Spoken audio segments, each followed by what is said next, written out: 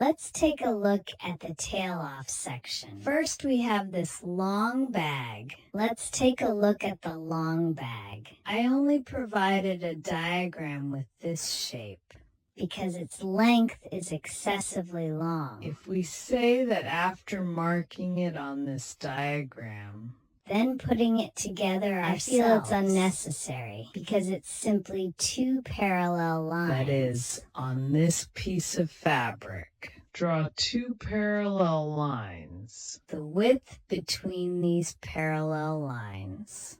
This is the width of this part. For example, this diagram in my hand, it says 86 centimeters. Actual length, then we have these two parallel lines. The length of this is 86 centimeters. Then at this position on both sides, you can just outline the pattern like this, and then there's the direction of this fabric. If you look closely, the direction of the vertical stripes on this looks like this. Fabrics all have edges, right? If it is a full yard, if your fabric edge is still there, then the fabric edge is on both sides. And then there is this pattern. We need to draw on the front side because of the middle part. I have added this lace. The lace is placed in the center. And we can draw lines on this lace. Draw lines on both sides. Just draw a guideline.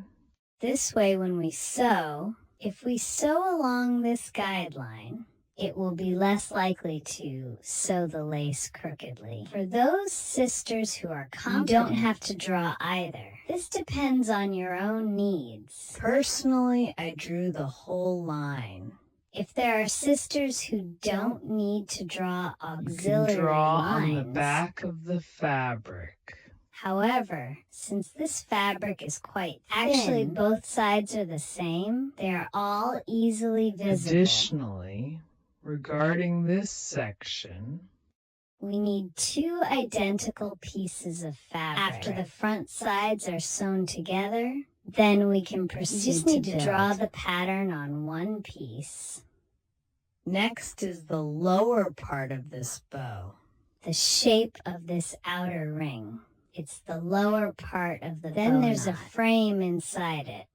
The frame inside is the size of the upper part. You need to draw it separately.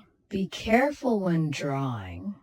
This direction corresponds to the direction of this section of the fabric. Also requires two pieces. The other piece does not need to be illustrated. The mesh section should be approximately the same size as the other piece of fabric. Also needs to be paired with a mesh. This means that the pink fabric requires two pieces. This mesh also needs two pieces. They are all the same size. We only need the pattern on one of the pieces. Draw it on the back of the pink fabric. A total of 4 pieces of fabric. Then we will reconstruct after we finish drawing. Next, we have written here the size of the upper part of this bow on the reverse side of this fabric. Draw this measurement. For a standard style, just leave 5 millimeters. I do. You can trim it after you finish pulling later. Match a piece of mesh fabric of the same size. Regarding this part, a piece of this pink fabric. A piece of mesh fabric will be sufficient. Finally, we have the center part of this bow. The positions of the two long edges leave a 5 millimeter margin. The positions of the two short edges, whether to leave it because a little extra size has already been provided as trimming will need to be done during the processing later. Here we are sewing this lace onto the front side of the fabric. Pay attention to the starting and ending position. This lace needs to cover the V-shaped part underneath. Both the lace and the fabric underneath are facing up. Sew directly along the edge of this lace. Then we will fold this part in half.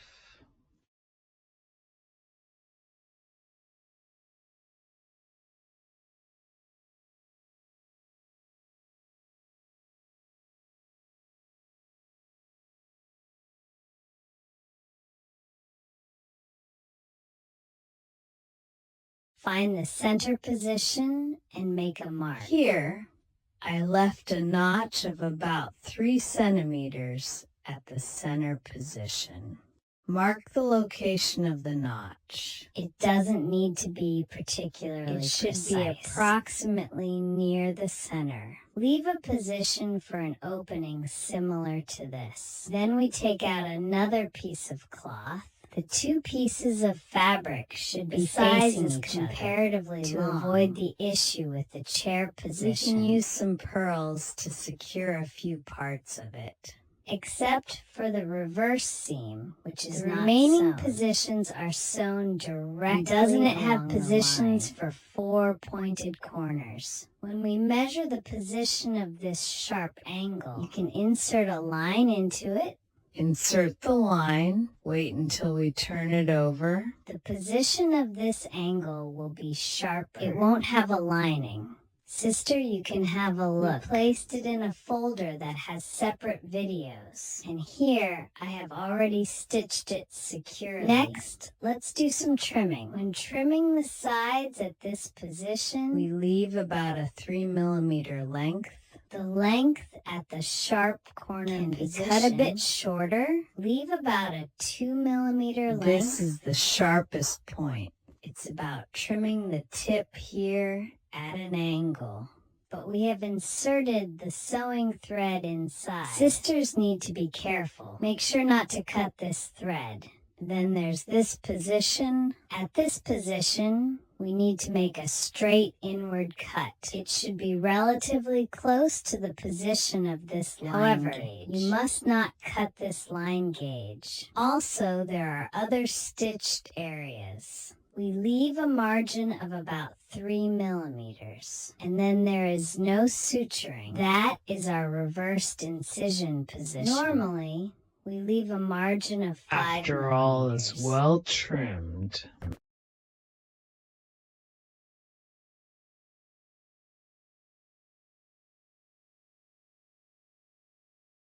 We use this hemostatic agent to turn it over. Turning it over, we enter from the middle side. Clamp this positional part on both sides. Directly pull it out. Then after dragging it out, because we have inserted the wire, pull this wire out. This sharp corner comes out with it. The other side is also flipped in the same way. After turning it right side out, iron and organize it yourself. Use a long stitch to sew the opening. Then we'll fold the bag in half again. Find the center point and mark it. After marking, make sure to set it aside for, let's go ahead and make the top part of this. The fabric underneath is facing up. The tulle fabric on top is also facing up. After stacking the 2 pieces of fabric this way, we'll use a bamboo pin to secure it. Avoid shifting when we sew the edges later. When establishing, we should not go towards the middle. Primarily move a little towards because we need to fold at this center position. The edges that are folded together are the longer ones. Align the upper and lower seam lines. Sew directly along the line. In this area, without stitching on both sides after threading.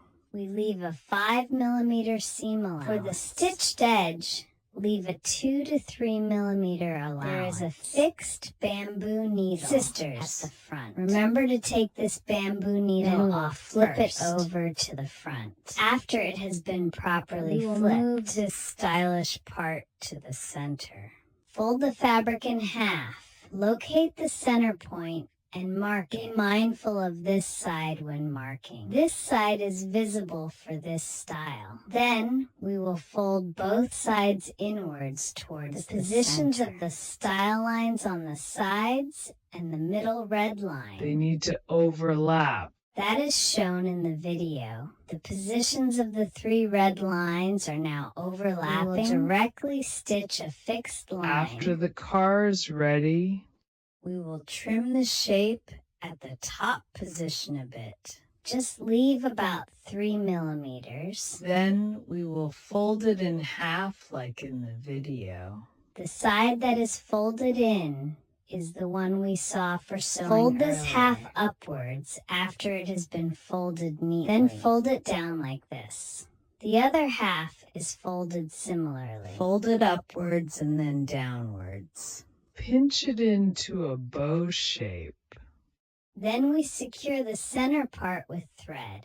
Here I directly pierce it with a needle and thread from the center. Then I wrap it around and stitch it back. This part doesn't have any special considerations. You just need to make the center part firm. Then this thread doesn't need to be cut. We'll continue to the next step in a moment and we'll ensure that this middle part doesn't come apart. We'll set this part aside for now. Here, we will create the lower part of the bow. Both pieces of pink fabric are right side up. Then we will place 2 pieces of tulle fabric on top. If the tulle has a pink pattern, the back side should also be facing up. Lift both layers of fabric on the left side and flip them over simultaneously. Place it directly on this fabric on the right. This means that it has 2 layers of mesh fabric in the center. The top and bottom consist of this pink fabric. Next, we flip all 4 layers of fabric over at the same time. In other words, the side with the liner at the bottom should face quite a few upwards. layers of fabric. To prevent shifting, we'll still use this purl pin to secure 2 spots. Leave a 2 to 3 centimeter opening at the top. For the other areas, we'll sew directly along the lines. Note that the reverse seam position is not stitched. After stitching, remove this purl pin first.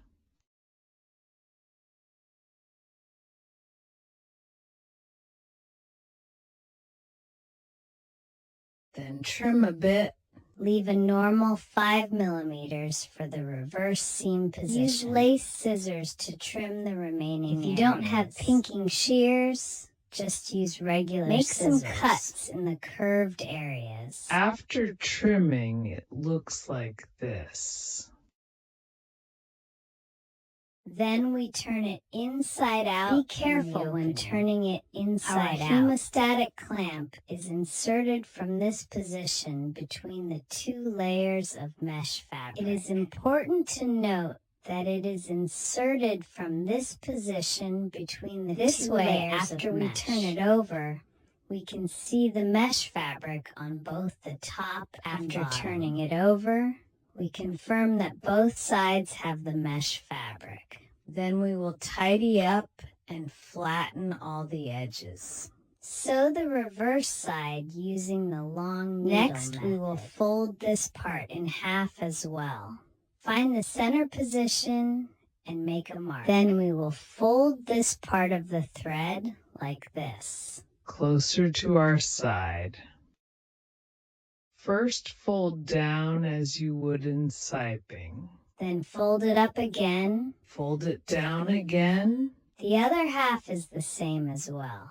First fold it down. Fold it up again. Fold it down again. Take out the top part of the bow we made earlier. Using the thread from above, pierce through the center of the lower part like this as well. Stack them like this and make 2 loops. Then push it all the way through. If it feels too thick to pierce, you can simply tie it tightly. Just organize it a little. This part is set aside for now. Here we will handle the fabric at the center of the bow. Fold it over like this. The side folded in is the front. The side facing up is the back Sew along side. this longer edge. After it's ready, trim it a bit and sew. Just leave a gap of about 2 to 3 millimeters. Then we turn it over to the front. The sewing position should also be moved to the center. I can use an iron to slightly press both sides. Then we will divide this position at both ends into 3 equal parts. I have a rough estimate here. If you prefer it to be very standard, you can also measure it yourself with a ruler. The side of one end. We first fold this position upward, then we fold downwards at the back. The position of the crease is where we just drew the line. Then we take this folded position. First, we sew a few stitches on the edge of the fabric. Should be about 3 to 4 millimeters inwards. Then we will follow this direction shown in the video. Fold this side over like this. After folding, it should align with the crease. It should be exactly the opposite. What if we end up using something different? You can just secure this end directly. But if you want to use this magnet, then you need to insert the magnet first before securing it. After inserting it, after we fold it, using the method we just demonstrated, then continue to secure it. Here we fold this part of the long trailing ribbon. First, fold it in then half. Fold both sides down. Note that the position we are folding is the middle part. Then take out the upper and lower parts of the bow we made earlier. We need to position this trailing long strap at the back. To help everyone understand better, I will first put this bow upside down on the table. Please note that it should be upside down. Please note that I am pinching this position with my hand. The side with the sewn lace trim is facing us. We'll go in this direction. Place it directly on the back of the bow. Then we continue with the thread above.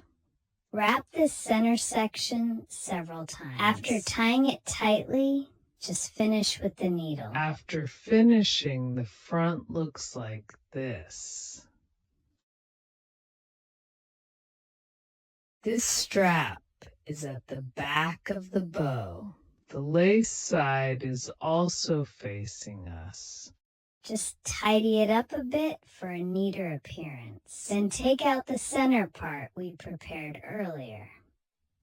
Wrap the center of the bow tie in this manner.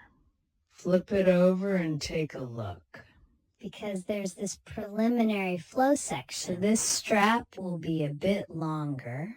So regarding the length, we need to perform a second trimming. First, let's tighten this central position a bit. This is where I'm drawing the line now. This is the position where we cover the bottom end. It's about 1.5 centimeters from this Let's make position. a mark again. This short section above the marked point is unnecessary. Before trimming, let's secure the position of the adjacent marked point. When securing it, it should align with the adjacent zigzag. After securing, trim away the excess. Cut it off about 2 millimeters from the marker point. Then we'll redo it according to what we just discussed. Make sure to wrap the middle part well. Those who have inserted magnets should take note. Position the magnet closer to the edge. Then let's turn it over and take a look at the back. The position I'm holding right now has a magnet. First, move the magnet down a bit. We're holding it at about 7 millimeters. The area around 7 millimeters does not Then have a fold magnet. it like this. We will wrap the folded section to the other end like this. Now the magnet is at the raised surface. Then we will align the folded section with the fabric underneath. Sew it with a long stitch, or you can actually use other evaporation methods. As long as you sew this part securely, then try to make the current machine look better. If it feels secure, Just steam it a bit yourself. Because I used magnets here. So I took out another magnet. This way it can stick to it. When we use it for the kids, it's just putting this magnet on the outside, placing it on the inner side of the back opening around the waist. Then just suction this butterfly tool up. If there isn't a magnet, or you prefer not to, you can just use a pin at its back yourself, or anything that can secure it will work. When drawing the fabric pieces for the hat, we should be mindful to leave some extra space at the edges. Do not cut directly. Draw all the sewing lines on the front side of the fabric and ensure that the edge is at least about 2 centimeters away from the edge of the fabric. Let's take a look at the fabric pieces. If we have a large size, we only need to draw half of it. After finishing one half, there are 3 lines to draw the other half position. We need to draw these 3 lines like this. When drawing, we should extend outwards to both sides, not just within the ellipse. We need to draw a line 1 centimeter outward at both the top and bottom edges, ensuring they are parallel to the 3 lines below. Once drawn, it looks like this, with 1 centimeter extending outwards on both sides. Now there are 5 lines on the fabric, and later we will thread them all along these lines. Additionally, there's this circular part that will be used for position comparison later. It doesn't need to be drawn on the fabric. We'll use it shortly. Now let's measure this gathering line directly on the front side of the fabric. We will measure this line directly on the fabric's front side.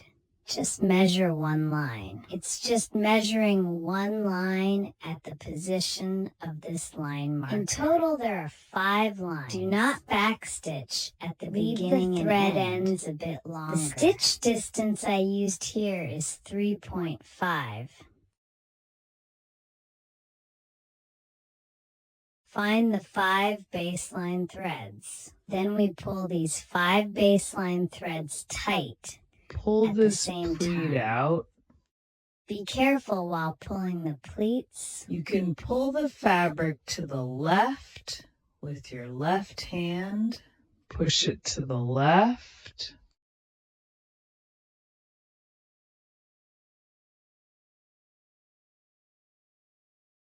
When it's approximately halfway, we will also have 5 baseline lines on the other side. Repeat the process. Once the pleats are finished, it looks like this. Next, we gently pull the pleat apart a little on both sides. Gently pull a little at a time to make it more even. Adjust this size to be similar to our circle. You can fold this circle like this, aligning with this middle line, which is the middle line of the 5 Take lines. A look and see if it's similar. It's not just this line. Other positions are also nearby. It doesn't need to match perfectly, of course. It just needs to be a bit close. If you still think it's insufficient, you can make a few minor adjustments yourself. Ultimately, this is how it looks after my adjustments. Then we need to compare it to this spot. Redraw this circle again. If there are sisters who use heat erasers like me, you can say you're just like me. Use an iron to lightly press this spot, but don't completely iron out the mark. It's completely gone. I'm worried this might not be good for comparison. It means you just need to warm it up a bit. Leave a small mark. When you draw it this way, you know where it is. Then I didn't fold this circle in half. Did I fold it in half? This folded line. We will align this line with the center of the 5 lines to draw. But there is still one problem. If you feel that using a water erasable pen to redraw, you can't clearly see the position, so what should we do? Then you can adjust this fold of ours to be slightly smaller or a little bigger. Let's create this circle. It is the circle in our current drawing. That means it relates to the previous one. The position of the line for drawing the ellipse do not overlap. This way it won't overlap and will remain clear. Because of this ellipse on the fabric, after it has become a circle, it is slightly larger, or we can say it's a bit smaller. The impact is not very large. It mainly refers to the circle shown in our drawing. Let's trace it. The size of the circle we ended up tracing. It is relatively important. Of course, you can't say the difference is too outrageous. It's just to adjust it a little. Make sure it doesn't overlap with the line below. Otherwise, using a water erasable pen. Next, we draw a line about 2 to 3 millimeters outside the circle we just drew to secure this position. When sewing, hold the fabric down slightly with your hand. Because all of these at the bottom are pleats, they can easily become distorted by the pressure from the corners. And in the end, when we sew, the circle we need to be mindful of one thing. Try not to let the circle become distorted. After securing it, trim a bit, leaving 5 millimeters from the drawn line of the circle and trim off the excess. After sewing, we reorganize these pleats to make them as even as possible because we will be attaching lace soon. Once the lace is attached, it will be fixed and further adjustments won't be possible. 3 pieces of lace are directly fixed on top of our gathering thread. This lace is about 1 centimeter wide, and then a line is fixed on both sides.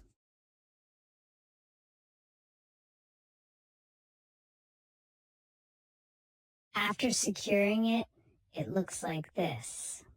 Then we also attach a piece of lace on both sides in the same manner. Then we prepare 2 straps.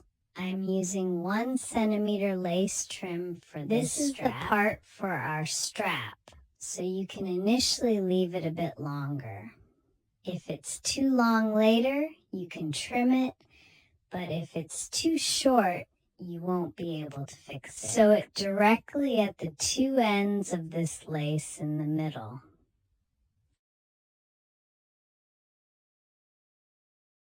After positioning it properly, we will place the longer end toward the middle, like then this. At this position of the circle, we choose one side as the back of the cap. After choosing, we will leave an opening on that back side.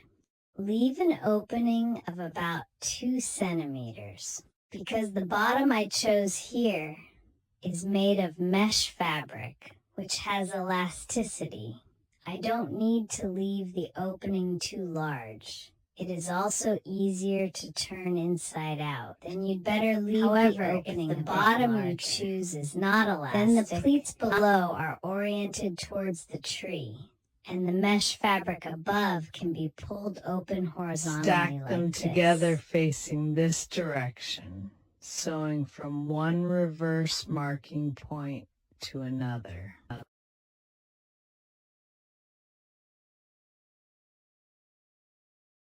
Once it's supported well, we need to trim the seam. Pay attention to one issue. Separate the mesh fabric above from the fabric below while trimming.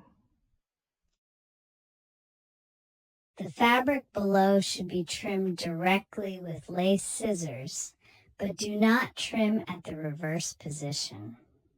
Leave a normal seam allowance of 5 millimeters for the mesh fabric because above. The dotted sand I'm using has larger holes. If you use lace scissors or cut the seam allowance too small at the edges, it may easily fall apart. However, if the mesh fabric you are using is very dense, you can simply trim both layers together with lace scissors. However, the 2 layers at this reverse opening should not be trimmed.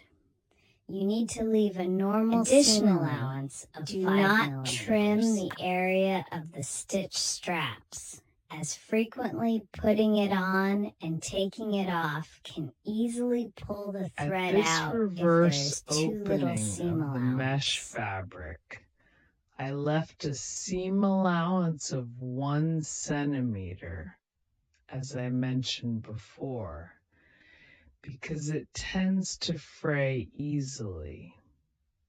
Leaving a bit more will make it easier to fold later. Next, we will turn this part inside out, tidy the edges, and iron it properly. For the reverse opening position, we can fold it inward along the seam line like this. You can sew it with a long needle method yourself, or we can just fold the part where the machine is stitching with salt, we can fix it all together. If I turn it to the front here, this position is our reverse opening position. Now we need to stitch this circle on the outer edge, which is the salt stitching, or lace. The lace will definitely have a joint position, and it will be located near this position. One is the line on the lace, which is the first line from the far right going inward. There are a total of 4 lines here. The position of the first line and the edge of the bottom part, which goes inward by 1 or 2 millimeters. We will align these 2 positions together and then sew a complete circle. Here, when we sew, we start at the normal position of the lace. Sew all the way around until we stop at the starting position. Do a back stitch and pull it out. At the end of the seam, leave an extra centimeter of lace in front and trim off the excess. Then we fold the extra centimeter back by 5 millimeters to tuck in the raw edge. Then we continue from where we finished the back stitch. Sew a few more stitches forward. Stop at the stitch just before the fold position and go down until we finish the lower part.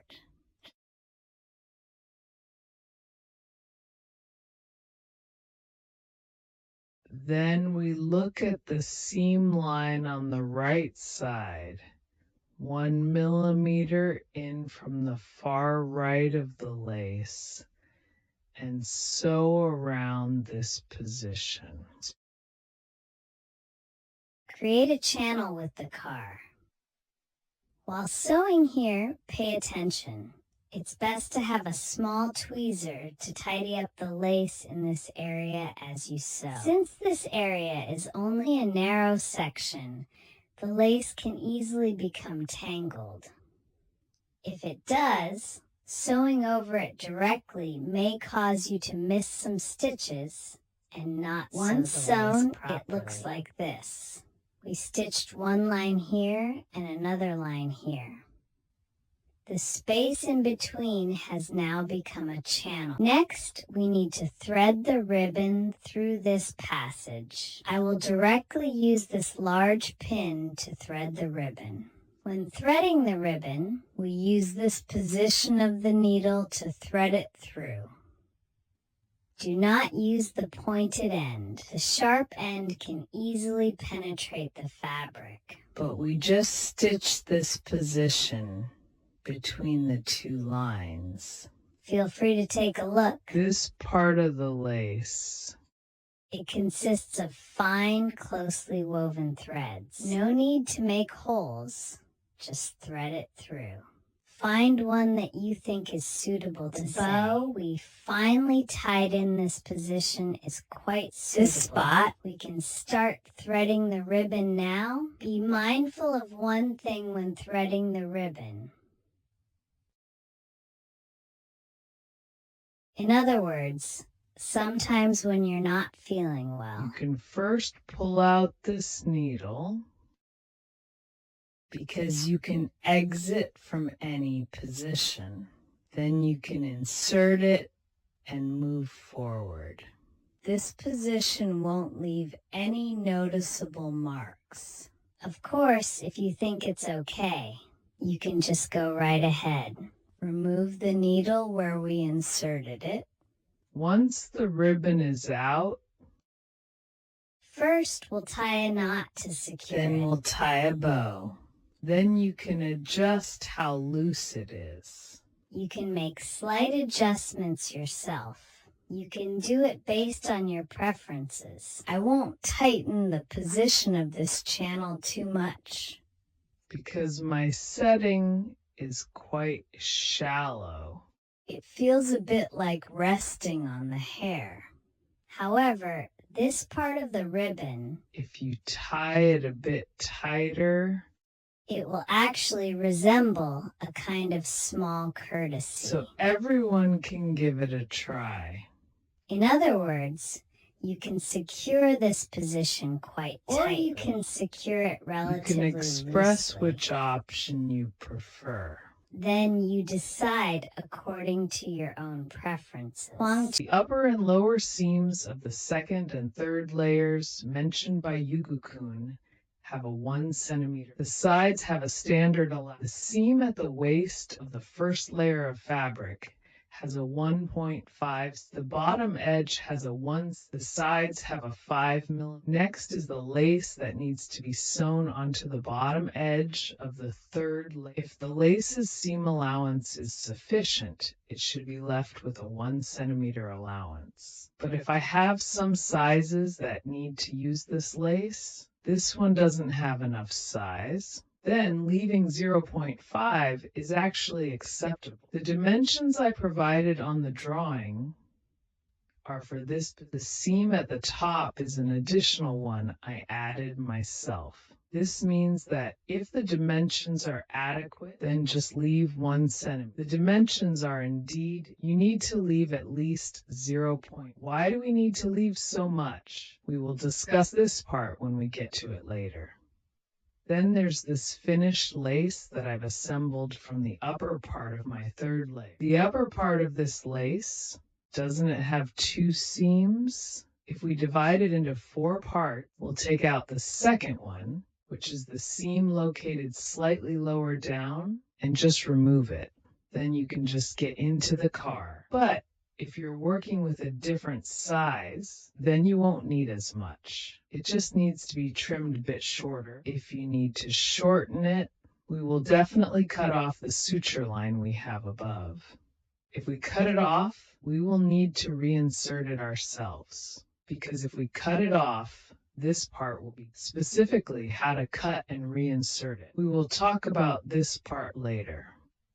The dimensions I provided in the drawings exclude the seam. It's right here at the top. It's a seam that measures 1 centimeter. Then this 1 centimeter seam extends downward. This is the dimension I provided to you on the drawing. This is the first layer as indicated. This refers to the stitching line. This is for the lace. Then the second layer corresponds to this stitch. The size of this lace on the second layer, we need to gather this lace at the bottom edge of the third layer. After gathering, the size will match that of the fabric for the third layer. because later we will need to sew them together with the right side. For gathering here, I am using a corner stitch. If you don't want to use a corner stitch, you can simply gather with a double. This tutorial on double line gathering has a separate video in the folder. Those who are unsure can take a look. Then we will sew the lace to the bottom edge of the third layer of fabric with the right sides together. I left a 1 centimeter seam allowance on this edge. If your lace isn't large enough, you should at least leave 0. But the fabric must have at least 1 centimeter. Here, let's explain why at least 1 centimeter should be left, because we will be doing this at the position of the design. To measure a channel for passing through this fishbone structure, the lace is part of the outer layer, even if you truly don't have it. Then you can also leave him at 0. Leaving 1 centimeter makes it convenient for our current sewing. Align the fabric edges, and if we maintain this 1 centimeter style later on, sewing it together will make the back look cleaner. I'll explain it again when we get to the inside later. Once you've measured, flip it to the front. Measure a visible line of 1 to 1 millimeter at the bottom edge of the fabric.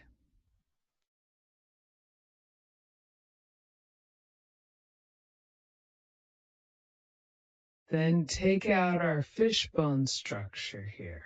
Here my fishbone is approximately 4 millimeters wide. We need to create a passage for him to pass through this fishbone. That passage definitely needs to be a bit wider than this fishbone. Otherwise, it will be hard to get through. It's probably about the distance from the previous stitch to this visible line, approximately 6 millimeters to the left. This line on my car. If your fishbone measures 3 millimeters, then you could also say the car line is approximately 5 millimeters from it. We should leave a little rainfall anyway. Otherwise, it will be difficult for us to get. Otherwise, the front will look like this later. The back side looks like this. Then we can take a look at the back. This is one of the reasons we need to leave a centimeter for this style. If you only leave the standard 5 millimeters, there will be no room for vehicles in this passage. Additionally, if the lace needs to leave 0.5, that's also because we mainly depend on the inner layer of fabric. This is the first one. The bottom edge of the first, second, and third layers of fabric secures this channel. If the lace is left at 0.5, it won't be able to secure. It cannot be secured simultaneously. It appears that the back has 2 layers. It's just a little less clean.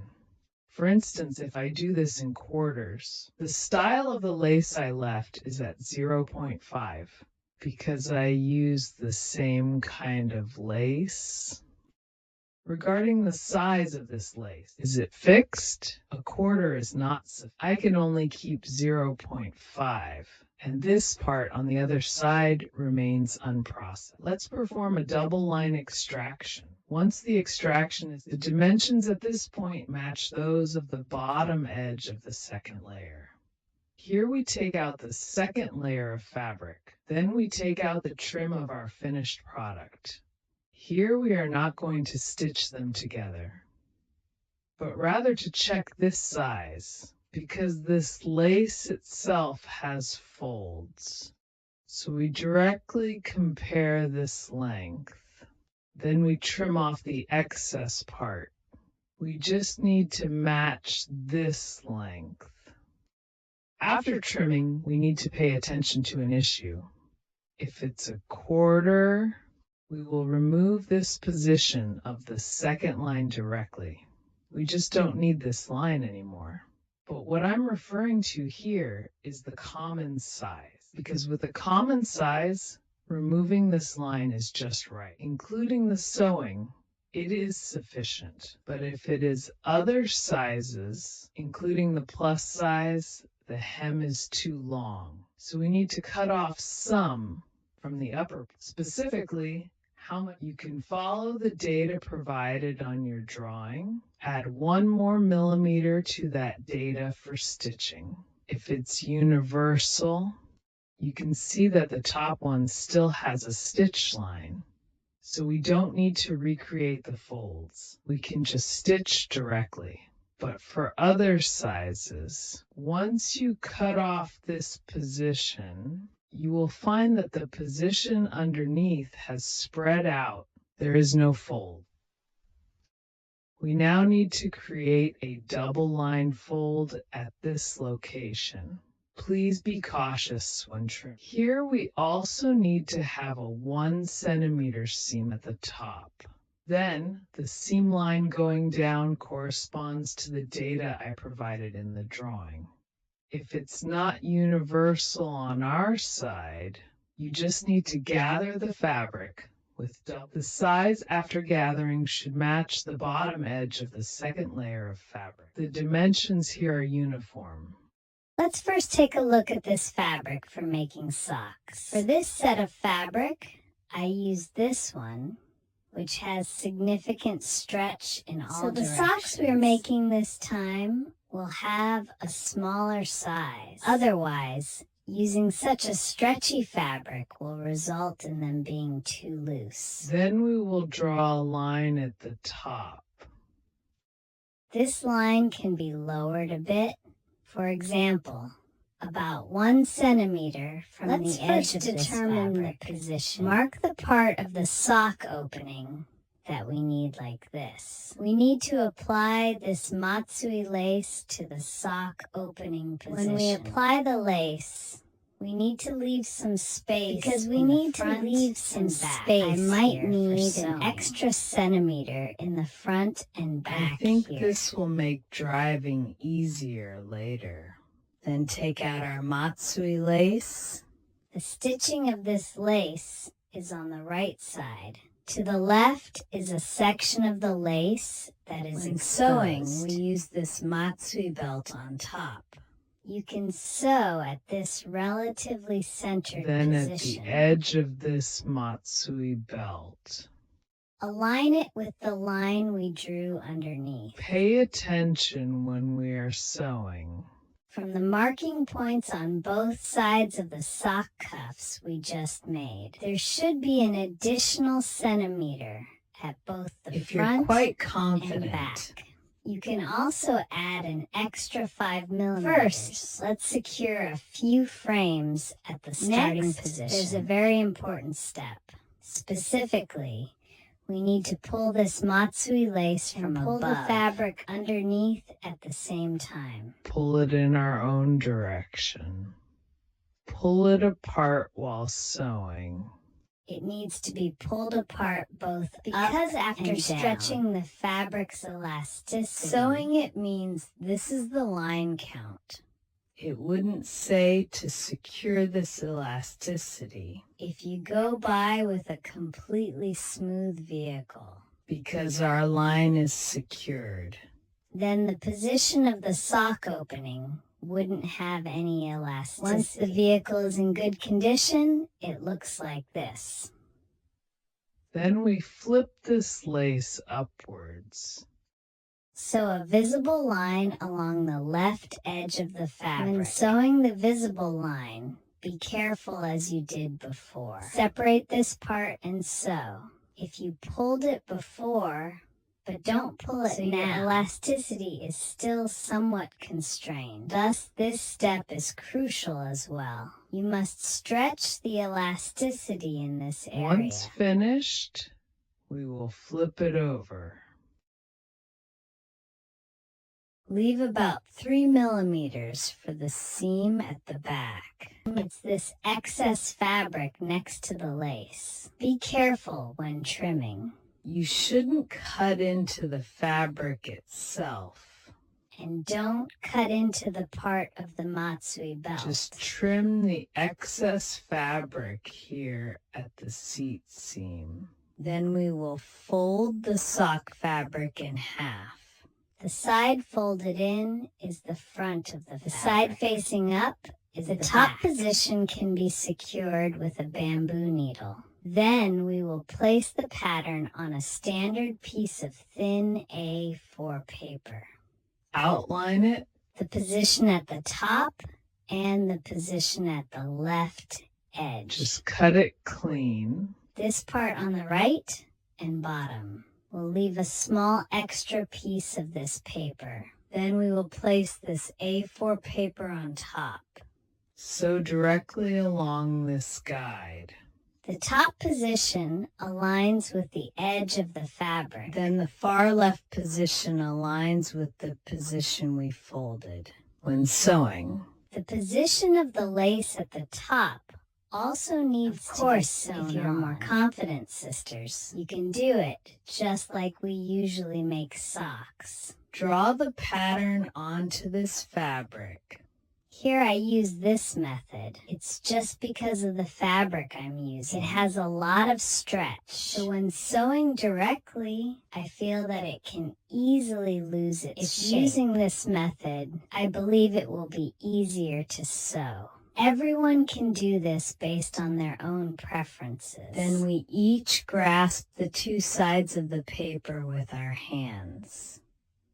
Tear it open like this on both sides. If you tear it like this, it's not easy for us to pull this thread holder's position. If you take away this part on the right, then you can easily remove this part on the left. Next, we leave a seam of about 3 millimeters. Cut off the excess fabric. After trimming, flip it over and organize it. This sock is ready. Repeat the method to make another one just like it.